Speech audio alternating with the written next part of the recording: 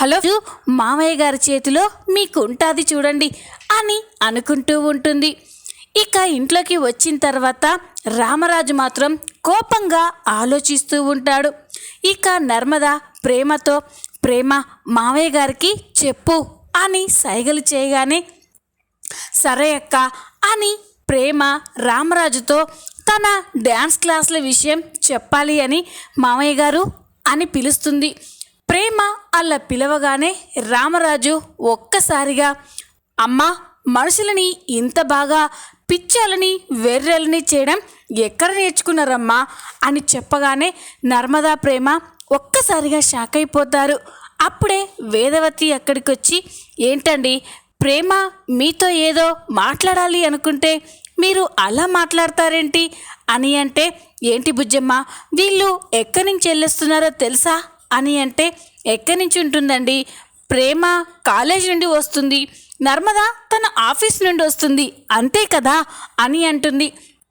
కాదు బుజ్జమ్మ వీళ్ళు మన కళ్ళు కప్పి మనల్ని పిచ్చి వాళ్ళని చేసి ఈ ప్రేమ ఇల్లు తిరిగి పిల్లలకి డ్యాన్స్ క్లాస్ చెప్తుంది అని చెప్పగానే వేదవతి ఒక్కసారిగా షాక్ అయిపోతుంది. ఏంటండి మీరనేది అని అంటే అవును బుజ్జమ్మ ఇదిగో ఈ అమ్మాయి ఇల్లు తిరిగి డ్యాన్స్ క్లాసులు చెప్తుంది, అందుకు ఎవరు సపోర్ట్ చేస్తున్నారో తెలుసా ఇదిగో ఈవిడ గారే అని నర్మదాని చూపిస్తూ మాట్లాడుతూ ఉంటే నర్మద ఒక్కసారిగా షాక్ అయిపోతుంది. ఇక ప్రేమ ఇదేంటి ఈ విషయం మామయ్య గారికి ఎలా తెలిసింది అని టెన్షన్ పడుతూ ఉంటుంది. వల్లి మాత్రం ఇదంతా చూసి నవ్వుకుంటూ ఉంటుంది. ఇక నర్మద ఏంటి మామయ్య గారు ఇందులో తప్పేముంది, ఈ రోజుల్లో అమ్మాయిలు చదువుకోవడం జాబ్ చేయడం అందులో తప్పేం కాదు కదా, పాపం ప్రేమ కూడా జాబ్ చేస్తాను అంటే తనకి హెల్ప్ చేశాను అని నర్మద అంటుంది. నర్మద అలా మాట్లాడేసరికే రామరాజు కోపంగా అంటే ఏది తప్పో ఏది ఒప్పో నువ్వు నాకు నేర్పిస్తున్నావా అని కోపంగా అరుస్తూ ఉంటాడు. అది చూసి ఇక నర్మద ప్రేమ ధీరజ్ సాగర్ వేదవతి అందరూ ఒక్కసారిగా షాక్ అయిపోయి చూస్తూ ఉంటారు. అది కాదు మామయ్య గారు ఒక్కసారి నేను చెప్పేది వినండి అని అంటే ఇక రామరాజు ఏంటి వినాలమ్మాయి ఏం వినాలి, అయినా ఈ ఇంట్లో ప్రతిరోజు జరిగే గొడవలకి నువ్వే కారణం, నువ్వు ఈ ఇంటికి రాకముందు ఈ ఇల్లు ప్రశాంతంగా ఉండేది, కానీ నువ్వు వచ్చినప్పటి నుండే ఏదో ఒక గొడవ జరుగుతూ ఇంట్లో ప్రశాంతత లేకుండా అయిపోయింది అని నర్మదాని అంటూ ఉంటే నర్మద ఒక్కసారిగా షాక్ అయిపోయి చూస్తూ ఉంటుంది. నర్మదాని రామరాజు అలా మాట్లాడడం చూసి ప్రేమ షాక్ అయిపోయి మామయ్య ఇందులో నర్మద అక్క తప్పేం లేదు, నాకు హెల్ప్ చేయాలనే నేను అడిగాను, అందుకే అక్క నాకు హెల్ప్ చేసింది, ఏదైనా ఉంటే నన్ను అనండి కానీ అక్కనేమీ అనొద్దు అని చెప్పగానే సరే సరే మీ అక్కనేమీ అనొద్దు కానీ మరి నువ్వు చేసిన పని ఏంటి అంటే ఈ రామరాజు కోడళ్ళతో ఇలా ఉద్యోగాలు చేపిస్తున్నాడు, వాళ్ళని ఇబ్బంది పెడుతున్నారు అని ఊళ్ళో వాళ్ళంతా అనుకోవడానికైనా మీరు ఇదంతా చేసేది, ఎన్నిసార్లు చెప్పాను, మొన్న ట్యూషన్ విషయంలోనే వద్దని చెప్పాను కదా, మళ్ళీ ఎందుకు ఇలా చేస్తున్నారు అంటే నేనన్నా నా మాటలన్నా మీకు లెక్కలేదన్నమాట అని రామరాజు ప్రేమాని నర్మదాని ఇద్దరిని వరుస పెట్టి తిడుతూ ఉంటాడు. అది చూసి ఇక వల్లి అయితే నవ్వుకుంటూ ఉంటుంది. ఇక ఇక్కడ ఇలా ఉండగా మరో పక్క సేటు అయితే చందు డబ్బు ఇవ్వకపోవడంతో చాలా కోపంగా ఇంటికి వస్తూ ఉంటాడు.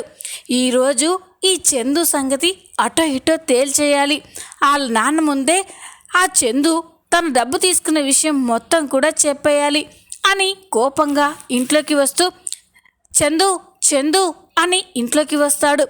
సేటు పిలుపు విని ఇక చందు అయితే ఒక్కసారిగా షాక్ అయిపోతాడు. ఇదేంటి సేటులా ఉంది అని చెప్పి చూసేసరికే సేటు కోపంగా ఇంట్లోకి వస్తూ ఉంటాడు. సేటు ఇంట్లోకి రావడం చూసి రామరాజు ఒక్కసారిగా షాక్ అయిపోతాడు. ఇక చందుకైతే పిడుగు పడినట్లు అవుతుంది. ఇదేంటి సేటు ఇక్కడికి వచ్చాడు, ఇప్పుడు సేటు దగ్గర నేను డబ్బు తీసుకున్న విషయం నాన్నకి తెలిసిపోతుంది అని చందు కంగారు పడుతూ సేటు మీరా ఇలా వచ్చారేంటి? నేనే రావాలనుకున్నాను, మీరే వచ్చారేంటి అని అంటూ ఉంటే, ఏంటి చందు, ఇంకా ఎన్ని రోజులని నీకోసం ఎదురు చూడాలి? అందుకే ఈరోజు అసలు విషయం తేల్చేయాలని వచ్చాను అని సేటు అంటూ ఉంటాడు. సేటు అలా అంటూ ఉంటే రామరాజుకి, వేదవతికి, ఇంట్లో వాళ్ళెవ్వరికీ కూడా అర్థం కాదు. ఇక రామరాజు, ఏంటి సేటు, మా వాడు మీతో ఏ విషయం గురించి మాట్లాడాలి? మీరెందుకు అంత కోప్పడుతున్నారు అని అడుగుతాడు. అప్పుడు చందు, నాన్న ఏం లేదు నాన్న, నాకు సేటుకి ఏదో నేను చేసే జాబ్కి సంబంధించిన కొన్ని లెక్కలున్నాయి, అవి క్లియర్ చేయాలి అని అంటే, ఇక సేటు, ఎందుకు చందు, ఎందుకు ఇంకా మీ నాన్నకి అబద్ధాలు చెప్తున్నావు? నువ్వు నాకు డబ్బు ఇవ్వవని అర్థమైపోయింది, అందుకే మీ నాన్న దగ్గరే వసూలు చేసుకుంటాను. ఇదిగోండి రామరాజు గారు, మీ పెద్దబ్బాయి అని చెప్తూ ఉంటే అక్కడే వల్లి కనిపిస్తుంది. వల్లిని చూసి సేటు ఒక్కసారిగా షాక్ అయిపోతాడు. వల్లి భాగ్యం కూతురని సేటుకి గుర్తొస్తూ ఉంటుంది. ఇదేంటి, ఈ అమ్మాయి ఆ టిఫిన్ అమ్ముకునే భాగ్యం కూతురు కదా, ఈ అమ్మాయి ఇక్కడుందేంటి అని అనుకుంటూ ఉంటాడు. వల్లి కూడా సేటుని చూసి షాక్ అయిపోతుంది. ఎందుకంటే సేటు 1-2 సార్లు డబ్బు వసూలు చేయడం కోసం వాళ్ళ ఇంటికి కూడా వచ్చాడు కాబట్టి సేటుని చూసి వల్లి కంగారు పడుతూ ఉంటుంది. ఇదేంటి, ఈ సేటు నా వైపు అలా చూస్తున్నాడు, ఒకవేళ నన్ను గుర్తుపట్టాడా? 1-2 సార్లు మా అమ్మ అప్పు తెచ్చింది అని అప్పు వసూలు చేయడానికి మా ఇంటికి వచ్చాడు, అప్పుడు చూసిన నన్ను మళ్ళీ గుర్తుపట్టుంటాడా? గుర్తుపడితే ఇప్పుడు నా పని అయిపోయినట్టే అని వల్లి కంగారు పడుతూ ఉంటుంది. వల్లిని చూసి రామరాజు గారు, ఇదేంటండి, ఈ అమ్మాయి ఇక్కడుందేంటి అని అంటాడు. అది విని రామరాజు, సేటు అలా అడుగుతారేంటి, ఆ అమ్మాయి వల్లి ఈ ఇంటి పెద్ద కోడలు, మా పెద్దోడి భార్య కదండి, ఇక్కడుండక ఎక్కడుంటుంది అని చెప్పగానే సేటు ఒక్కసారిగా షాక్ అయిపోతాడు. ఏంటి రామరాజు గారు, ఏమంటున్నారు మీరు? ఈ అమ్మాయి మీ ఇంటి పెద్ద కోడలా, చందు భార్య అని అంటే, అవును సేటు, ఎందుకు అలా అడుగుతున్నారు? మా వల్లి మీకు ముందే తెలుసా అని అంటే, బాగా తెలుసండి, చాలా బాగా తెలుసు, అయినా వాళ్ళ అమ్మ నాన్నలు ఏం చేస్తారో మీకేమైనా తెలుసా అని అంటే, అదేనండి, వాళ్ళకి ఏవో ఫైనాన్స్ బిజినెస్ ఉన్నాయంట, అవి చూసుకుంటూ ఉంటారు అని రామరాజు చెప్పగానే సేటు ఒక్కసారిగా షాక్ అయిపోతాడు. ఏంటండి, ఏం మాట్లాడుతున్నారు మీరు?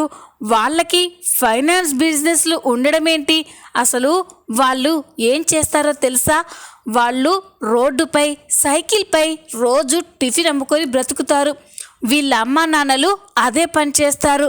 అలాంటి ఇంటి నుండి మీరు కోడల్ని తెచ్చుకోవడం ఏంటండి అని సేటు చెప్పగానే ఇక రామరాజు, చందు అయితే ఒక్కసారిగా షాక్ అయిపోతారు. ఇంట్లో వాళ్ళంతా కూడా స్టన్ అయిపోయి చూస్తూ ఉంటారు. ఇక వల్లి అయితే షాక్ అయిపోయి, సేటు మొత్తం చెప్పేశాడు అని చెప్పి, అదేంటండి మీరు అలా మాట్లాడతారేంటి? మీరు ఎవరిని చూసి ఎవరు అనుకుంటున్నారో, మా అమ్మ నాన్నలు బిజినెస్ చేస్తారు అని వల్లి అంటుంది. ఏంటమ్మా, నా చెవిలోనే పువ్వులు పెడుతున్నావా? నేను ఎన్నోసార్లు అప్పు వసూలు చేయడానికి మీ ఇంటికి వచ్చాను, అయినా మీ అమ్మ గురించి నాకు తెలీదా? పెద్ద మాటల మాయలాడి అని సేటు అంటూ ఉంటే రామరాజు, చందు షాక్ అయిపోయి చూస్తూ ఉంటారు. చూడండి రామరాజు, మిమ్మల్ని ఆ భాగ్యం నిండా ముంచింది, మిమ్మల్ని మోసం చేసి తన కూతుర్ని మీ పెద్ద అబ్బాయికిచ్చి పెళ్లి చేసింది అంటే ఇప్పుడు నాకు మొత్తం అర్థమైపోయింది చందు. ఆ భాగ్యం పెళ్లి ఖర్చు మొత్తం కూడా నీ చేతే పెట్టించాలి అని పెళ్ళికి ముందు నా దగ్గర 10 లక్షలు అప్పు తీసుకునేలా చేసింది. ఇప్పుడు వాళ్ళ దగ్గర డబ్బు లేదు, ఇవ్వలేరు, కాబట్టి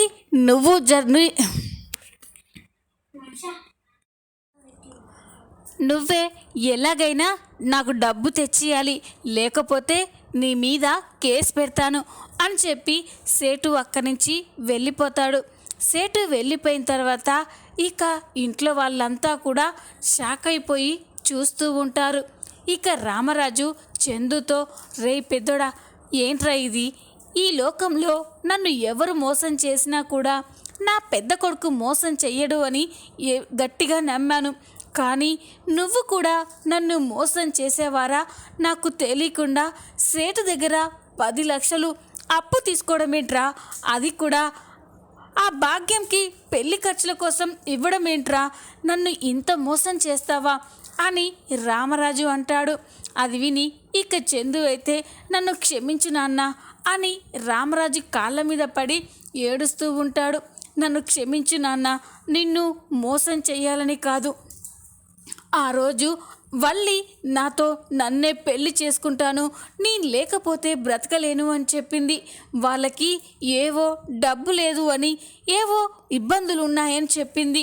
పెళ్ళి ఆపేయమని చెప్పింది. కానీ నా పెళ్ళి మీద ఎన్నో ఆశలు పెట్టుకొని నా పెళ్ళి మీ చేతుల మీద చేయాలి అని మీరు ఎంతో ఆశపడ్డారు. అప్పుడు ఆ పెళ్ళి ఆగిపోతే మీరు తట్టుకోలేరనే ఆ 10 లక్షలు అప్పు చేసి వల్లి వాళ్ళకి పెళ్లి ఖర్చులకి నేనే ఇచ్చాను. కానీ వాళ్ళు పెళ్లి ఖర్చుల డబ్బు ఇస్తానని చెప్పారు. ఇప్పటి వరకు కూడా ఇవ్వలేదు నాన్న అని చెప్పగానే ఇక రామరాజు ఎలా ఇస్తారా? ఆ సేటు చెప్తున్నాడు కదా, మీ అత్తగారు అదే ఆ భాగ్యం టిఫిన్ అమ్ముకొని బ్రతికే వాళ్ళని. అలాంటి వాళ్ళు అంత డబ్బు ఎక్కడి నుంచి తీసుకొచ్చిస్తారు? మనం ఆ భాగ్యం చేతిలో మోసపోయాం అని రామరాజు అంటూ ఉంటే చందుకి వల్లిపై చాలా కోపం వస్తుంది. దీనంతటికీ కారణం ఇదిగో ఇదే అని చెప్పి వల్లిని అంటూ ఉంటే వల్లి షాక్ అయిపోయి చూస్తూ ఉంటుంది. ఏంటే, నీకు ఒక్కసారి కూడా నిజం చెప్పాలనిపించలేదా?